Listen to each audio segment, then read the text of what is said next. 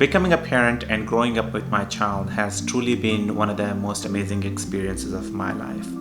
There were many learning opportunities and challenges that I couldn't always plan for, but the financial aspect of having a baby is something I tried to plan for. Sometimes my plan worked and sometimes my plan did not work. So in the interest of full transparency, I've decided to document the expenses from pre-birth through the first year of my child's life. Hope this helps you out.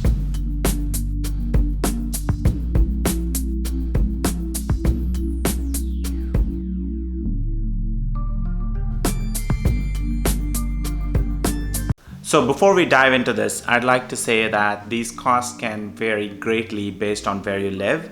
I live in a small city in Michigan where the costs are pretty average. Take it for what it's worth. I'll try to pull some of the average costs from the internet so you can get a fair comparison of my costs versus how much does it cost in general. So this way you're fully informed. I'll categorize the expenses into three different categories: pre-birth expenses, birth and hospital expenses, post-birth and first-year expenses. One of the major factors of how much it's going to cost you is the insurance. If you have the opportunity to pick the right insurance before you plan for a baby, that's something that I say you should do. Usually I'm a big proponent of HSA and high deductible insurance plans, but if you're planning to have a child, those plans are going to cost you a minimum of $4,000 to $6,000, as these plans have a very high out-of-pocket maximum and have high deductibles. So if you're planning a child, I would advocate for a traditional insurance plan where you have a low copay, and these plans typically cost you more. If you get your insurance from your employer or you buy it in the ACA marketplace, I would say pay attention during the open enrollment period and select the insurance plan that will have low deductible. Under the pre-birth expenses, I have the prenatal visits, the cell-free DNA tests, the medications and supplements, and baby classes, and also preparing the house for the baby. In the house preparation, you have baby furniture, painting the baby's room, and decorating the baby's room, and also install any safety and monitoring devices in the baby's room. Prenatal visits costed us $900. During this period, we had a high deductible HSA insurance plan, and we usually don't meet the deductible. That's why the costs are pretty high. The cell-free DNA test is an optional test that the insurance did not cover. Although the insurance did not cover this, we got a discounted rate because the provider had a tie-up with our hospital.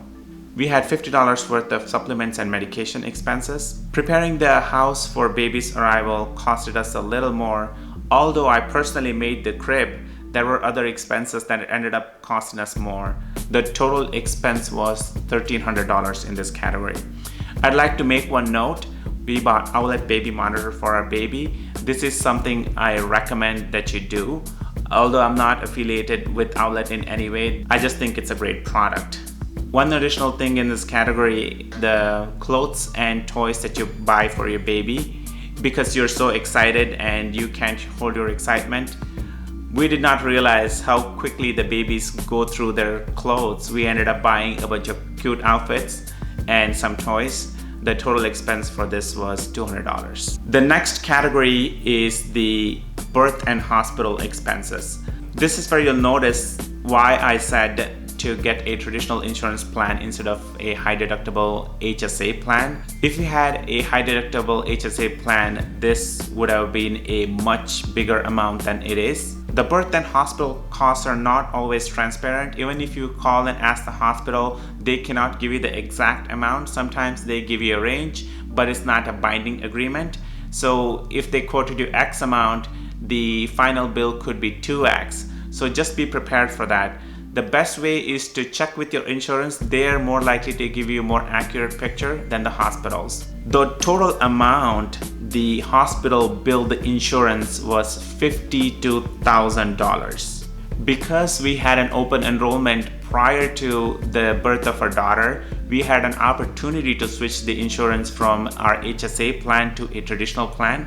So even though the hospital billed the insurance company $52,000, it ended up costing us just $160.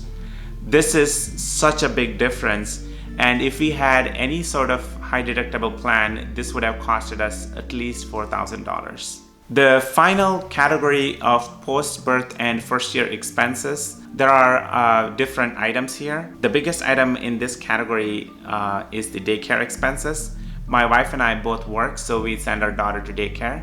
The monthly cost for our daycare is about $1,200. Again, as I said, I live in a city that has pretty average costs. Depending on where you live, this could be twice the amount what I had to pay, or it could be about half the amount what I paid. Considering our daughter went to daycare only for 8 months during the first year of her life, the total expenses were $9,520. The next one in this category is the diapers and wipes. This is something that everybody likes to make fun of. How many diapers does it cost for a baby? It's quite a bit. The diapers and wipes costed us $960 for the whole year. The next is baby food and formula. We didn't use any sort of formula with our baby for the first 7 months. And between 7th month and 10th month, we supplemented her with a little bit of formula.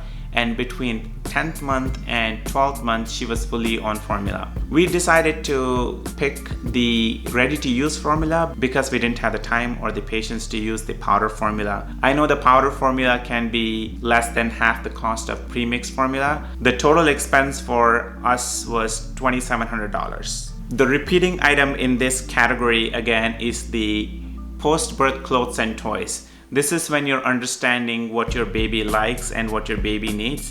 And also you realize that your baby grows up very quickly. All those cute outfits you had bought and some you got during your baby shower don't fit your baby typically after the 4th month of their life. So you need to buy more clothes, and they also get interested in playing with toys and things like that. So you need to buy them toys. The total expense in this category for us was $600. The next I have is medical visits and medication expenses.